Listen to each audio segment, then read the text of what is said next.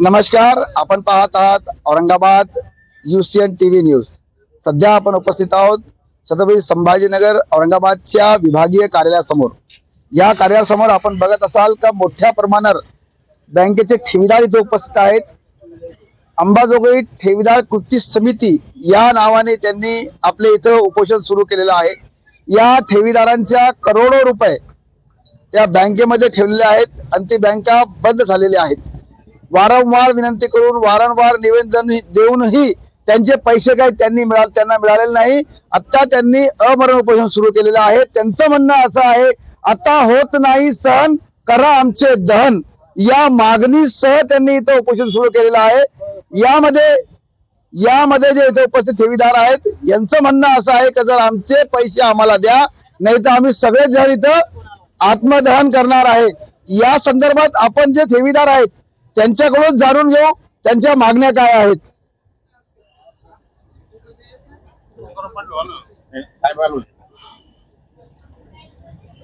आज आपण इथं हे उपोषण सुरू केलेलं ठेवीदारांच्या बेमत इच्छा म्हणून उपोषण सुरू केलेलं आहे। इच्छा म्हणून उपोषण सुरू केलेलं आहे। आपली प्रमुख मागणी काय आहे?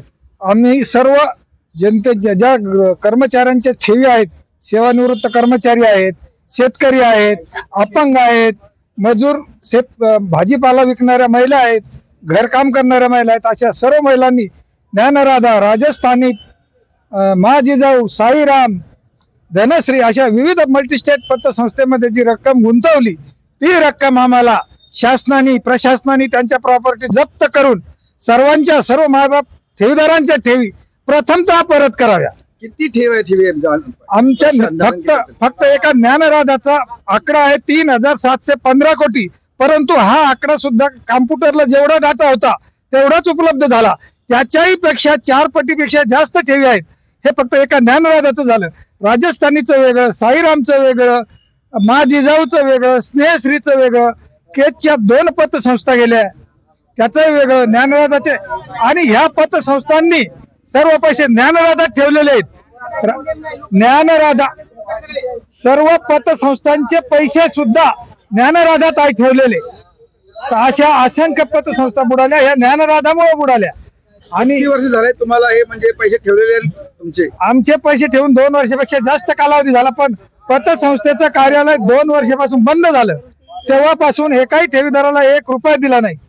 जालन्याचे एक ठेवीदार आहे गुल्लापेल्ली म्हणून, तर त्यांचे 7 लाख रुपये असून त्यांच्या मुलीचं लग्न सुद्धा मोडलं।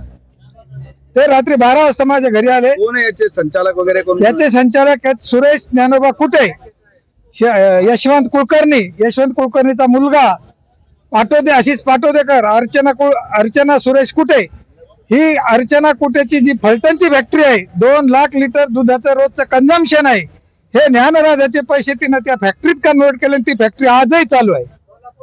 40,000 रुपये 40 लाख रुपये महिन्याने तिनं फॅक्टरी दिलेली आहे। वैजापूरचा एक ठेवीदार त्यांच्या तिथं फॅक्टरीत गेला तर त्याच्यावर गोळीबार केला आणि पोलीस स्टेशन मध्ये त्याला बाहेर बसवलं। त्याच्या अंगातून रक्त येतं आणि जो गोळीबार करणारा वॉचमन होता त्याला PI न खुर्ची दिली आणि चहा पाणी केलं। उपनिबंधक जो असतो याच्यामध्ये प्रमुख असतो DDRचा, त्याला भेटले का आपण? हो, आम्ही समृद्ध जाधव ज्यांना नेमलं त्यांनी 1 पैसा कारवाई केली नाही, फक्त गोड बोलून आमचे अर्ज घेतले। तिथं अर्जाचा ढीग पडला। आम्ही जालन्याच्या लोकांनी 25 लोकांनी त्यांना अर्ज दिले। दिल्लीच्या सहकार आयुक्ताला अर्ज दिले, जिथून परमिशन मिळाली, तिथून आम्ही ग्राहक मंचात सुद्धा त्याच्यावर केस केलेली आहे आणि हायकोर्टात सुद्धा 10 ते 15 प्रकरण चालू आहेत। 4 मुली मला, 3 मुलीच लग्न झालं, घर गिरवी ठेवलं आणि राजीनाम्यात पैसे आले, बायकोचे बिडीचे पैसे आले, ते बँकेत ठेवलं आणि लग्न झालं। खूप परेशान मध्ये, मला 7 लाख रुपये द्यायलाच पाहिजे। तुम्ही मागणी केली का त्यांना? मागणी केली, त्यांना सांगितलं, जिथे कोर्टाला काही नाव सांगितलं त्यांना मागणी केली का? केली, पण काय भेटेन तेव्हा भेटेन म्हणते। मी पोलीस स्टेशनला पण गेलो, तिथं पण अर्ज दिले, पण दखल कोणी घेतली का नाही? मग नाही घेतली। ते म्हणे सगळ्यांना भेटेन तेव्हा भेटेन म्हणे, तुम्ही एकटंच नाही असे म्हणले पोलीस लोक। आर्थिक गुन्हे शाखेला कंप्लेंट केली, तिथं कागदपत्र जमा केले। माझे पैसे, मागणी काय हे सांगा मला प्रमुख। सगळ्यांचे पैसे, सगळ्यांचे ठेवी वापस फिरायला भेटायलाच पाहिजे। माझं म्हणणं एवढंच आहे. मी भोकरदन तालुक्याचा नागरिक आहे. माझी जमीन विकली मी. माझ्या नातीचं लग्न आहे. माझ्या मुलीच्या त्या लग्नासाठी तिचे पैसे ठेवले होते. ती लग्नाची तयारी झाली तिची. आता तिचा याला सरकारी याच्यामध्ये नंबर लागला होता. पैसे भरायला नाही म्हणून तिचा नंबर कॅन्सल करावा पडला. मागणी केली बँकेला मागणी केली, पोलीस स्टेशन मध्ये गेलो, कोर्टात गेलो, चौकडं जाऊन सनी गुन्हे अन्य शाखाला साऱ्या ठिकाणी मागणी करून सनी. काय नाव तुमचं? तुकाराम गणपतकर, शिपोरा बाजार, तालुका भोकरदन. तुमचं काय आहे? माझे 2 लाख रुपये आहेत ज्ञानराधामध्ये आणि मला टाकायचे नव्हते, पण मॅनेजर आले घरी, 4 चक्रा मारल्या मॅनेजरनं आणि म्हणे तुमचे पैसे मामा मिळाला. आता माझ्या मुलीच्या शिक्षणाला आणि मुलीचं लग्न होतं, लग्नासाठी पैसे पाहिजे म्हणे. नाही म्हणे 2-3 महिन्यासाठी टाका. तुमची काय मागणी आहे? आता आमचे पैसे मिळायलाच पाहिजे. 17 बारा गेलो तर. तुमचं माधवराव श्रीरंगाव जातो.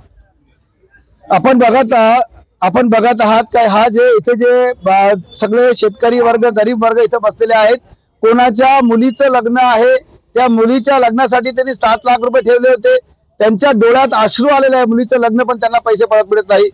कोणाची मुलीचं किंवा नातीचं जे आहे तर कॉलेजमध्ये किंवा उच्च शिक्षणासाठी ऍडमिशन असेल ते पैसे मागणी करत, त्यांनाही पैसे मिळत नाही. अशा वेगवेगळ्या कारणांनी या लोकांनी आपले पैसे या पतसंस्थेमध्ये ठेवले होते.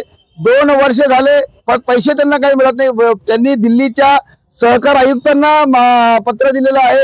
सगळीकडे निवेदन त्यांनी देऊन थकले. आता शेवटी ते इथं संभाजीनगर औरंगाबादच्या विभागीय आयुक्तांसमोर बसलेले आहेत. त्यांचं स्पष्ट मागणी आहे की आता आम्हाला जे आहे तर आता होत नाही, सहन करा आमचे धन आणि आम्हाला इच्छा मरण द्या, अशी मागणी इथं सगळे शेतकरी वर्ग आणि ठेवीदार करत आहे. यांना शासन न्याय देते का नाही, आपण पण यांचं पण लक्ष आहे आणि आपली UCN TV पण लक्ष ठेवणार आहे. आपण पाहत राहा UCN TV न्यूज. धन्यवाद.